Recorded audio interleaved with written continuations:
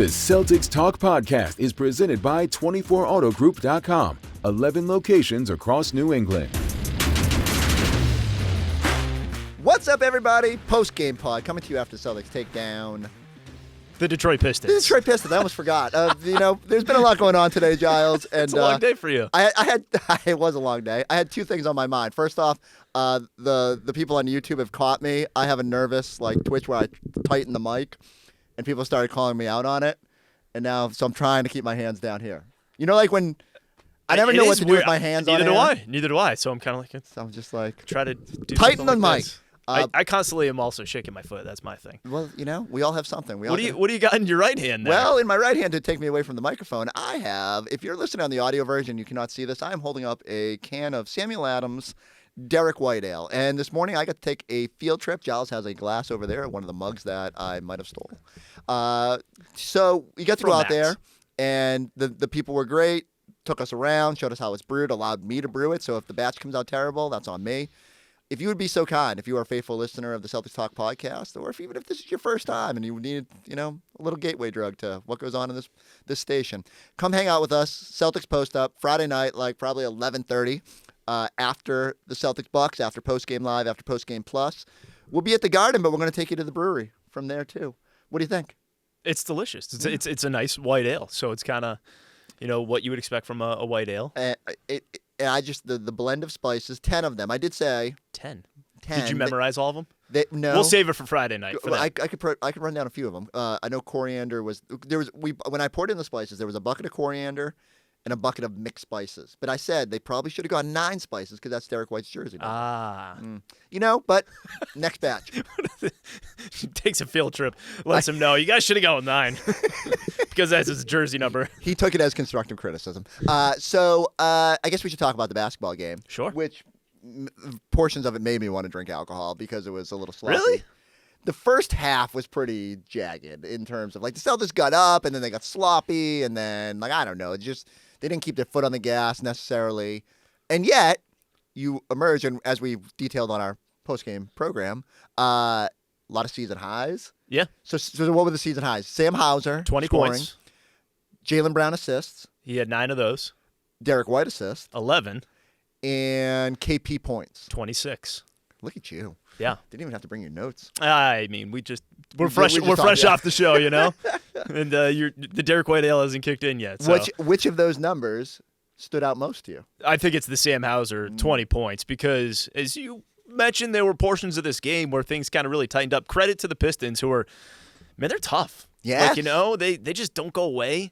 But Sam Hauser had 14 points in the third quarter alone. So when Detroit was starting to kind of make a run coming out of the break, Sam Hauser, I thought, really did a great job of carrying them there. 5 of 10 from 3. He had that great break. I think it was after the Luke Cornett block. Yep. Yeah. So then he goes back the other way, and I think it was kind of like stop ball. It was kind of like a 3-on-2, but both Detroit defenders were kind of following the shooters on the wings to some respect, and Sam Hauser's like not following enough of Sam Hauser, who was just like, oh, you're going to disrespect me? I'm just going to lay this up nice and easy. And then he put his hand up, extended it to the moon. And he also killed it in the post-game interview with Abby. The last question she asked him was about Luke Cornett with the stir it up celebration. Hopefully you will hear that later in this program, but what you won't see if you're, again, on the audio version, I always like to look out for those people. If you're listening in your car, just when Sam delivers the punchline, just picture him breaking the third wall and turning towards the camera, just to add a little bit extra comedic styling. Yeah, and he played it off perfectly. And the best part is, it's about Luke Cornett, who's the funniest guy on the team. But I thought Sam Hauser delivered that about as good as anything we've heard so far. I harken back to Fresh Prince of Bel-Air every time Will would look at the camera breaking that third wall, and it's so funny because you're not supposed to do that, and yet Sam knew he delivered a great line about Luke's rim protection. So I agree with you. I think the story to me was Sam. He needed a game like this. For whatever reason, just the shot wasn't flowing to start the season. I don't think it's funny because I asked Michael Hawley, I said, where you were? And he's like, yeah. And I get it, right? Whenever someone's in a funk for a prolonged period, and you could say this was the better part of the first quarter of the season, except that he missed time with a back injury, missed a game due to personal reasons the other day, so he never really got into a rhythm. It was nice to just see him find that flow on the court today. To get 5 threes to fall. Scal missed that one by a couple games, but did predict earlier this week that Sam would have 5 threes. And, it came tonight. And it came at a time when they needed it. No Jayson Tatum, no Drew Holiday. Peyton Pritchard had a quieter first half, I would say, before he took it up. Did he have 7 points at half? Yeah, maybe? and then when he finished with 19 missed getting that 20-point. Do you think he was thinking about taking that last shot before he... I don't think so. I think that... I don't think so either, but... He did smirk like he was maybe like if Joe hadn't been saying yo. Well, I think he started like 1 of 7 from 3. So the fact that he got himself to 19 points was impressive. Pretty impressive. But and he needed every bit of them. My favorite play of the night was the offensive rebound he got off of the Porzingis missed 3, and I think it made it like 124 to 110. It was just one of those moments late in the game where he got the offensive rebound, gave it up, got it back in the corner, and I thought that was just a huge play there. Then he continues to be really good. Because, again, they were playing this game without Jayson Tatum, Drew Holiday, and you knew other guys were going to get opportunities. And actually, it really doesn't matter who's in the lineup because Peyton Pritchard just takes advantage of whatever opportunity he has. Do you think they're sneaky keeping him on the bench because they want to hammer home that 6th man of the year candidacy? Possibly, but I also think that they just like him coming in and kind of yeah. I can see that. I think one of the things both Brad and Joe are similar at, they like continuity, right? Like, if you don't have to disrupt things, they're perfectly fine with pulling like Sam up to that group, or Al's obviously well versed with the starters, but they like keeping guys that are thriving in roles in that role. And so I think for Sam it was like, okay, there's a chance, more minutes, chance to get going. For Peyton it's like keep him there. He's gonna get his 28 minutes. He's gonna get into his flow, and if shots are falling, it's gonna take off. And I thought in the second half he was just I felt like Sam and Peyton have been hustling their butts off, even Luke too. And they were all rewarded tonight with that. With the basketball god said, "You're playing the right way. You're bringing the right energy, and now shots are going to fall." And it was great. It was really. What was your second favorite of that number? I thought it was Kristaps Porzingis having the 26 points, but it wasn't the loudest 26 points. I thought he just had a really steady game. Really did. It wasn't like he had an explosion or some run of points in there. He just steadily gave them what they needed as Detroit tried to chip away, got himself to the free throw line a few times, and those 26 points to go with 9 rebounds for him, that's great to see considering he's still coming back from injury. What's it been? 2 weeks? If not even, right? No. 2 Fridays ago, so I guess tomorrow would be 2 weeks. Is that right? I don't even know if it was No, it was Monday. It was a Monday game as a Clipper. So 2 weeks from this upcoming Monday. So it's been like a week and a half. 10 days ish. And again, he looks good, and that's the welcome sign that you want. That affords you the ability to give Jayson Tatum, Drew Holiday a night off, and knowing that you're gonna have Kristaps Porzingis out there, double big lineup with Al Horford. And we'll get into what's ahead later in this broadcast. But thinking about it, 5 games in 7 nights, he's probably gonna play 3 of those. He'll probably get staggered on the back-to-back later this week. But then 2 games over 11 days with this NBA Cup thing, which the Celtics are obviously not a part of and no longer a part of. And so he'll get some breaks in there. And I think this is a good way to ramp him up as we start to see his minutes and workload increase. The other thing I liked that wasn't in the stat line was the one wink as he celebrated with the crowd. And that was when I'm like, oh yeah, Kristaps is feeling it. Kristaps is that's when I know he's back, when he's feeling the energy of the crowd and winking and just feeling the vibes in the crowd. I did enjoy that. Jaylen Brown, 9 assists. 9 assists. So that would that's probably where I'm leaning. But after the Sam number, for me, I thought Jaylen's vision has been so much better this year. And there were strides. It's the same thing. It's not just like they all of a sudden woke up and him and Tatum were just better at rim reads and distributing the basketball. Tatum's been probably hit that accelerator a little bit earlier, and here comes Jaylen. He just sees the court better. He's making passes that he didn't make a season ago. I just marvel at the fact that we sit here and say, man, he just keeps making these strides. What could he possibly do next? Last year, he takes the defense to a new level. This year, the passing's going up. And I'm not expecting 9 assists every night. But when you do draw that much attention, you can make everybody else around you better. It just makes the team so much better. Yeah, he also, the 9 assists led to 24 points. So 6 of those assists were on 3-point baskets. And by the way the way the Celtics got off to this start tonight was also That was pretty amazing. Lighting the fuse. He's back to being that first quarter tone setter. And he played the whole first quarter because Jayson Tatum was out. So, and I think that's only the second time this season we've seen it. The other time would have been the game where he knocked down the 5 threes like immediately against. I think he played the whole first quarter against Minnesota. I think so. But with Tatum out, Joe Mazzulla went with Jaylen Brown for the whole first quarter. He gets 16 points in those 12 minutes and kind of takes over that role. And obviously, that's another luxury that they have. One loud dunk as well. One very loud dunk. Was that Isaiah Stewart? Throat slash. Beef Stew got.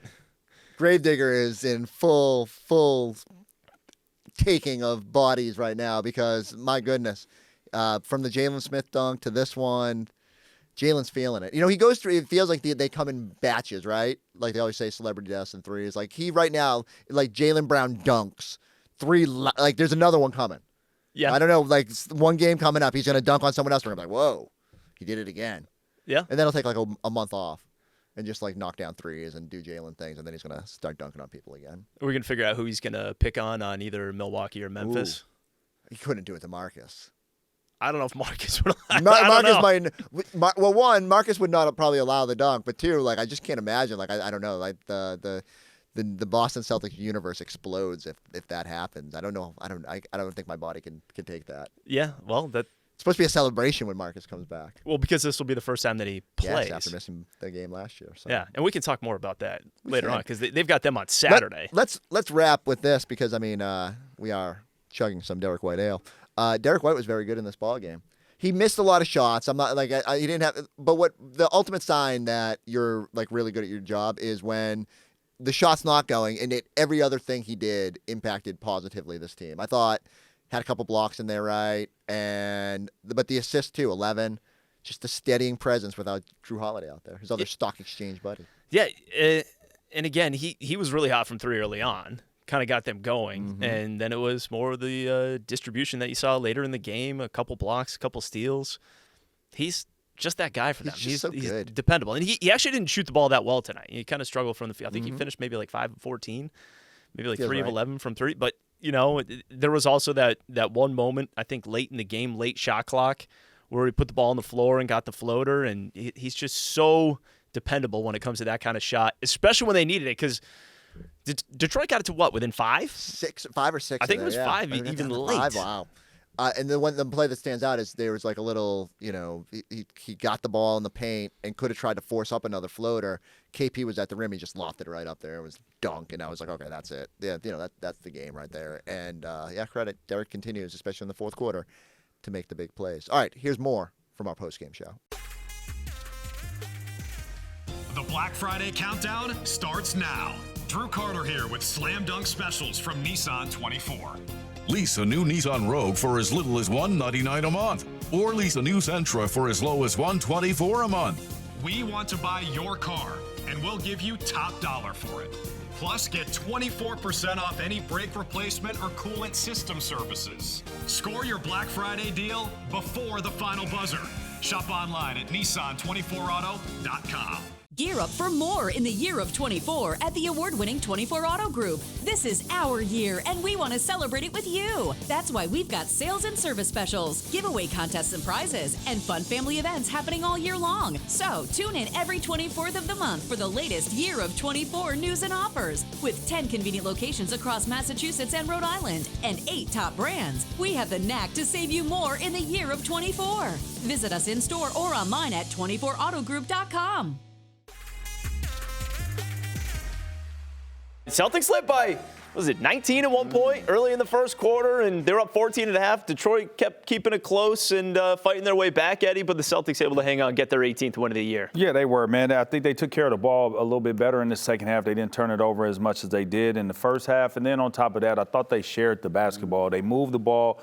They moved the bodies. And like you said, Detroit just wouldn't go away. And that's a credit to those players. Everybody's going to be up to play against the Celtics, right? And you could go down big and you could go one way or the other way, right? One way is you could mail it in and say, hey, we're just not good enough. And then the other way is, hey, we got to keep fighting, clawing, and doing whatever we can to try to stay in this game. And I thought Cade Cunningham was amazing tonight. A lot of guys had their fingerprints on this win, but I think the one that will jump out for me is Sam Hauser. It's been a rough start to the year, whether it was the back injury, missing a personal day the other day. And it was just nice for him to not only see shots go down, but he has been hustling in these last few games, and it felt like he was finally rewarded for all that activity. Defensively, he's been everywhere. He's been attacking the offensive glass, and it's good to see Sam get a game like this where just everything starts to click and go for him. The bench needs it too, and especially when you're shorthanded, it felt like they got a little bit of a boost, not only from Peyton taking it up in the second half, but Sam. And this is what the Celtics do. They beat you down with their depth and find a way every single night. But I feel really good for Sam after just everything that he's kind of had to go through. 5 of 10 from 3 in this game, a season high 20 points to help the Celtics get this win here tonight. Send it out to Abby, who's standing by with Sam Hauser. Thank you, Eddie. Sam, the Pistons cut it to single digits a few times there in the fourth. How does experience of this group take over in those moments? Yeah, we just got to be better guarding the three-point line. That's really what got them back into the game. And I think in the last couple of minutes we did a better job of that, and that's what helped us pull out this victory. Season high for you. What kind of rhythm did you find in the third quarter there? Just trying to let it fly, not really think. It was nice to see a field go in. Feels like first time in forever, so it was really cool. Hopefully we can build off it. You weren't alone, but cookies and cream back in full effect. What has the return of Kristaps done for this team? It's been great. You know, he just provides such a different look for our team, defensively and offensively. He stretches the floor, protects the rim, and just really complements our team really well. And then, speaking of another big, Luke Cornett, did you see the guys were debating? You think it was stir it up or big man eating? Stir it up. Yeah, Luke's a rim protector. Probably the most athletic big on our team. Sam, how important are wins like this for you guys? I mean, every win's important. We can always use it as something to learn from, win or loss. So definitely can learn from this game about guarding the three-point line. And overall, it was good to get the win. Thank you. I appreciate it. Thanks. Sam Hauser's a pro, man. Looking right into the camera after that with the Luke Cornett, most athletic big on the team. I don't know. Drew Scout joining us now. And before we hear from you guys, I hope you have a monitor in front of you because we want to go back to the incident that happened in pregame before you guys met with us. Oh, my gosh. Watch this. Incident.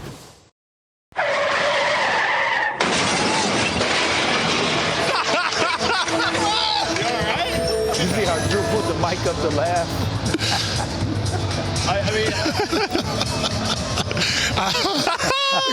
Look how he laid out right between us. I don't know if you noticed it during the game, but that kid was still there. Yo, chalk line that dude right there, man. Chalk line him up. No way, man. He bounced right back up. Good for him, you know? Took a hit.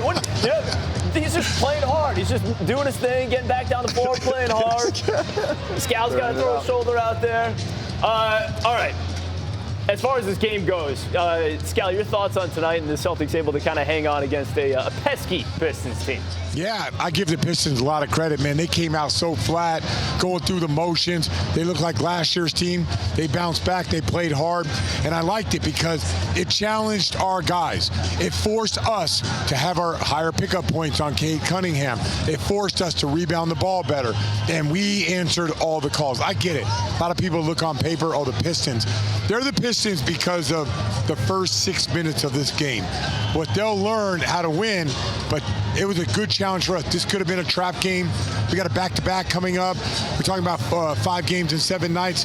A lot of reasons to lose, but Celtics figured it out. Love the way that Jaylen Brown played and set the tone to start this game. And Pritchard, Hauser, Cornett, off the bench, those guys were great. I think J.B. Bickerstaff's done a really good job with this Pistons team. I mean, last year they were so flat. They were so anemic.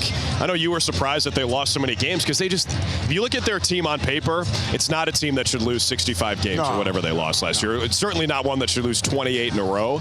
This is more of, you know, their true talent level. And, of course, they get older, too, so they get better. But, yeah, you're right. I mean, they came out super flat. It was 26-7. And then they responded in a big way, which forced the Celtics to respond. And the other thing, Scal, is, you know, during the broadcast, you don't want to beat people over the head with this fact. But Jayson Tatum missed this game. So, Celtics missing their best player. No. But so, like, we should give him some credit for winning without him, too. No, but I'm saying I'm not taking away anything from the Celtics. I'm saying I know. Like this is one of those games where you could trip up and lose. This has the same feel as the Atlanta Hawk game. Yeah, absolutely. You know, like those guys, all of a sudden, wait a minute, we're in a close game. All of a sudden, it's a 5-point game, and they made the plays down the stretch. But we figured it out. We figured out execution, and we figured it out by making hustle plays, right? You can execute to death, but if you don't make the offensive rebound, if you don't make the defensive play, if you don't do those things, you don't win. So we had a good balance today, including some guys making some big-time shots.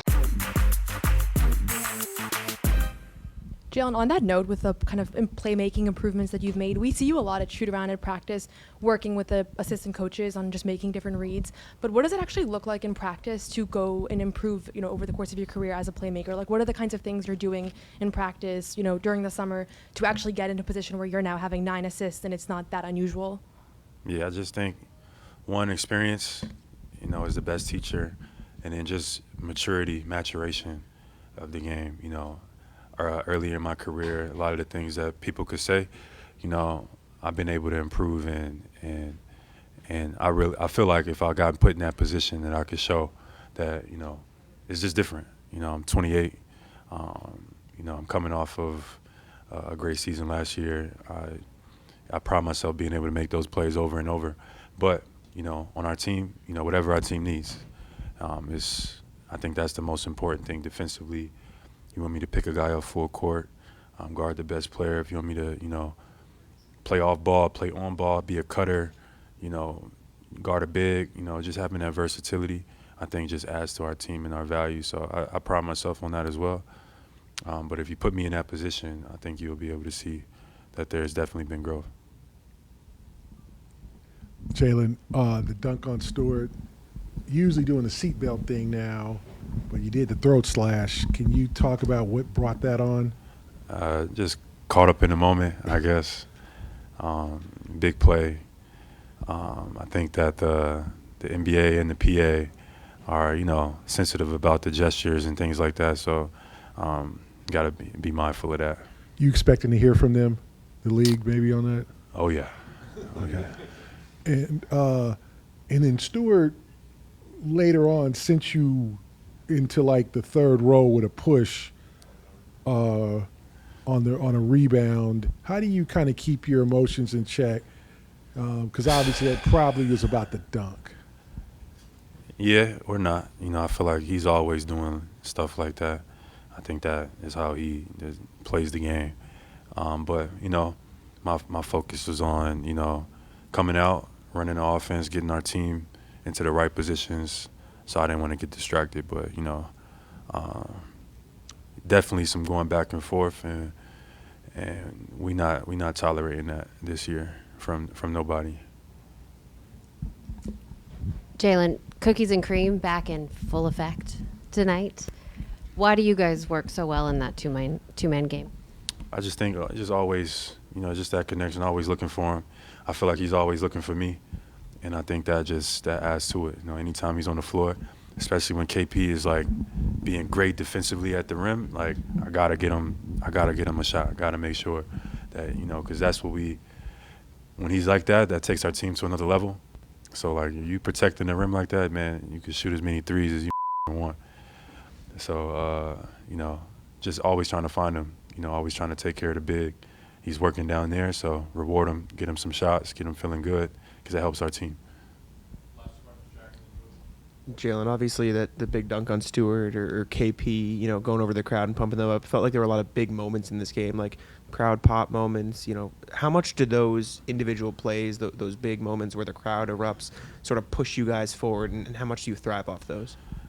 I thought it was good. I liked the way we played tonight. I liked the pace in which we played tonight. I thought we played with a more of a step. I don't like when we play slow, and regardless of what whoever says, I'd rather play fast. We got a lot of talent. We got a lot of shooters. Just that makes us harder to guard than when we just play slow and try to look for these matchups and et cetera. Let's get up the court. So I'm a big emphasis of that. I'm gonna stand on that. But I liked how we played tonight. But the versatility of our team now, we can win in different ways. Like the game slows down, it slows down. But even if the game picks up, we could play well as well. We just got to take care of the basketball. That's it. Jaylen, in the back, JB Bickerstaff, their coach, kind of mentioned that falling behind 19 so early,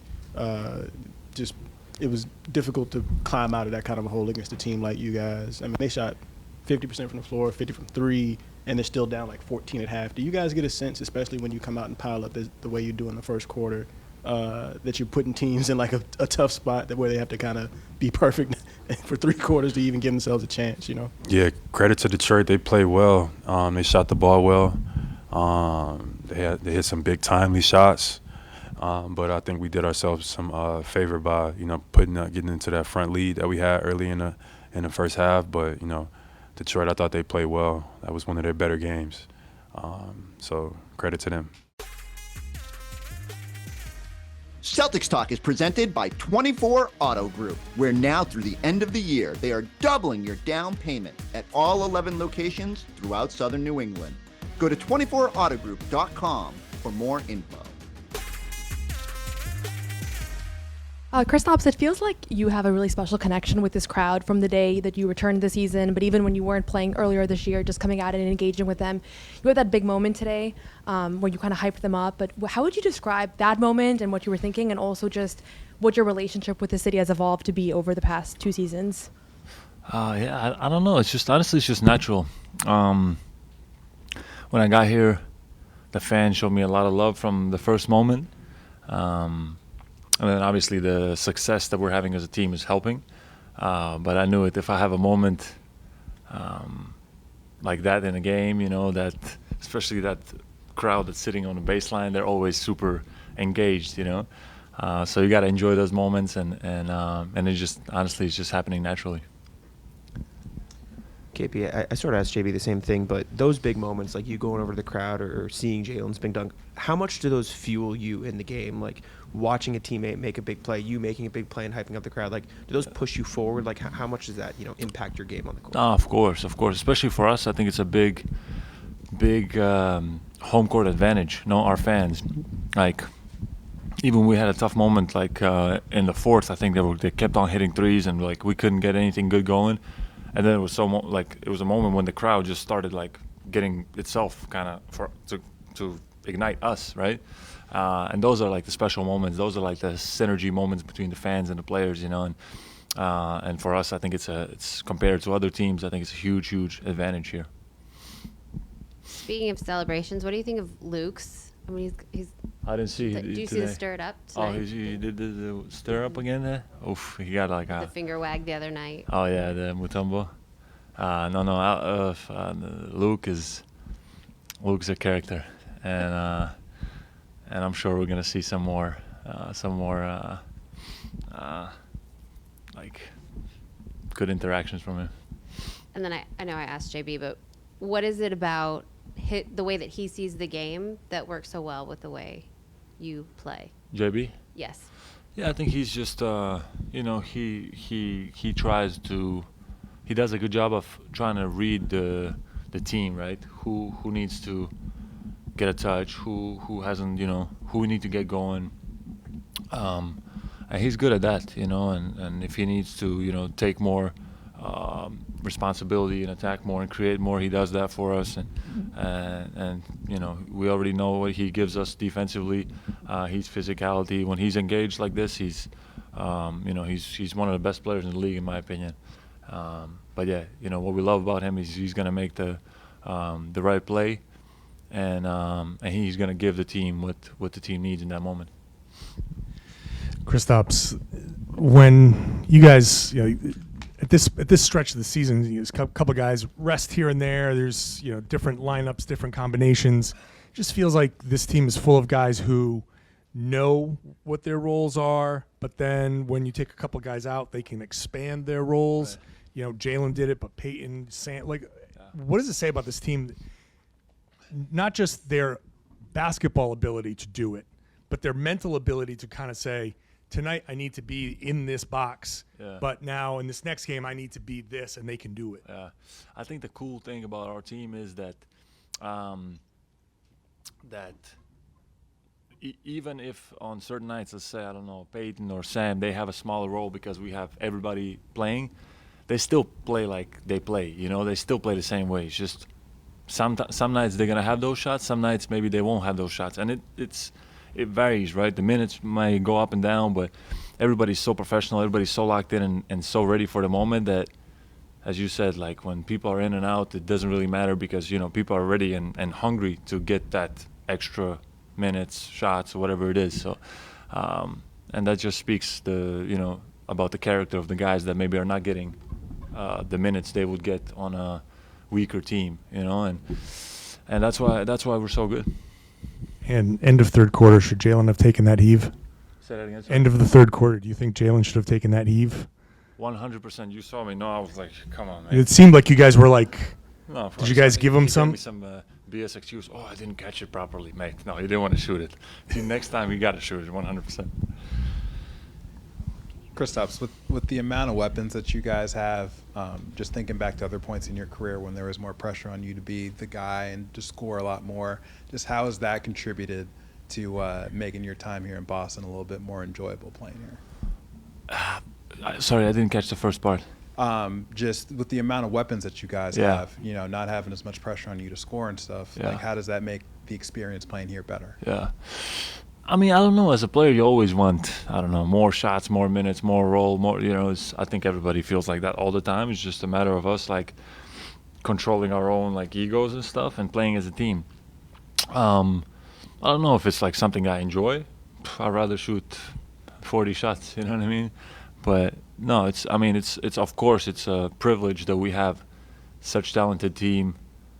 We have, I don't know how many guys that can score 20 and it will not be like a surprise. It will be like, this guy can get a 20 easy. So it's a big privilege we have, and it's that's why this team is who we are, is who he is, something like that, right? All right, Giles. 5 games and 7 nights. We're game 4 coming up here on Friday night. We'll be at the TD Garden. Nice. Where this will be on draft sometime in January. The Celtics versus the Bucks. How are you feeling about the Bucks? We say this with the fact that they tripped up tonight against Atlanta, but as Celtics fans know from their lack of NBA Cup continuance, the Hawks will get you sometimes. Yeah. But are you feeling any more worried about the Bucks based on their recent play? No, more worried about them. We'll see you guys on Friday. No. I mean, I don't think they're going to be a total pushover. No. Honestly, I'm kind of I don't want to say I'm glad they're turning things around, but like if they went through the whole year and won like 24 games, like what fun is that? Like you want some of these matchups to be fun. I think the Celtics are a better team, and that's why I'm not worried that the Bucks have turned things around. But they won 9 of 10. Mm-hmm. They're playing better, and They're above 500, which felt like an impossibility when they started 2-11 or whatever the number was. Yeah, and maybe 2-10, whatever it was. It was bad. They were bad. Now they're back above 500, as you said, and they're playing better basketball. So they are. It's shit. I don't necessarily think that they're going to come into the Garden and I knock the Celtics off. They're not on the level of the true contenders. We're still probably we'd still rather see Cleveland and New York and probably have those teams slotted above. But I'm with you. I think they get up for these games. I think Giannis, for whatever reason, sees Boston's motivated. I do think there'll be a little extra juice in the building.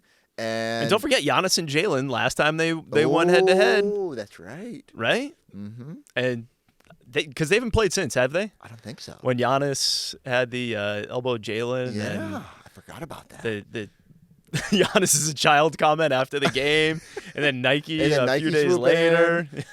It could be fun. I've forgotten that we it's always Jaylen versus an Antetokounmpo brother at some point. So I will be very interested to see how that plays itself out. Again, that still feels like something because those teams still push each other a little bit, and it's been a while now for the playoff series. But I'm eager for that game.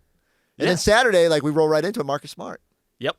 Yeah. I mean, it feels like there's something with every game. Fair. I guess you could look at tonight and say, well, what was really the big thing going into it? It was, for the first time this season, the Celtics playing without Jayson Tatum. So what does that look like? And you saw other guys step up and get the job done. Elevate, as Chris likes to say. that I think was kind of the story of this one was how do you respond without your best player on the floor? We should say, because I'm the first guy who comes on here and says like, oh man, non-Tatum minutes have been trash, and for the large part they have been. They've struggled to be something better than kind of mediocre in those minutes. But there's a lot of variance in there, and it's early. I'm not like saying I'm worried about it, and they were very good at it last year, so I don't think it's going to be like a pattern. But it was refreshing that tonight they played really well in those without Tatum. Yeah. So we shouldn't undervalue the fact that they won without one of their superstars. Yeah, and the only other thing to kind of keep an eye on as you get into the Friday, Saturday is do they split up Al Horford and Kristaps Porzingis? Obviously they played them both on Sunday night and then sat them both on Monday night. So I am kind of curious what they do with back-to-backs. What would you do if you were forward. Joe? Would you play them both against? So you got a little bit of size on that team, Brook Lopez and Giannis. Do you load up on size for that one and then downshift against? Although Memphis, Jaren Jackson Jr. I don't know. I think you go back to staggering them. It makes the most sense in terms of having the most personnel available. And yet, I do think it would be nice to have a game or two in here where you have everybody.